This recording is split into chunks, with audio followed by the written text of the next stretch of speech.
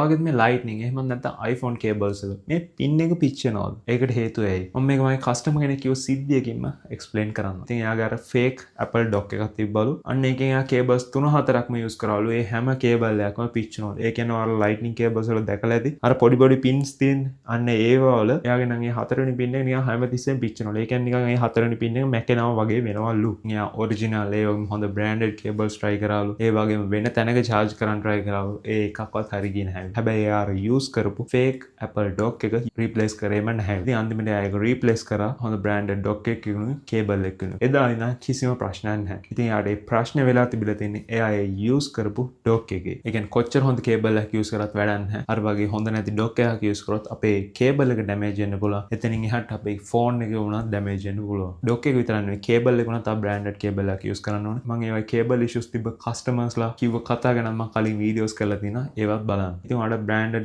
Ugreen හරි Basis හරි cable එකක් හරි adapter එකක් හරි ඕන නම් මගේ technology.lk එකේ website එක check කරන්න. ඉතින් ඔයාලගේ මේ වගේ experience තියෙනවද? ඔයාලගේ experience එකත් comment එකක් දාන්න. මොකද ඒක අපි හැමෝටම වැදගත් වෙයි.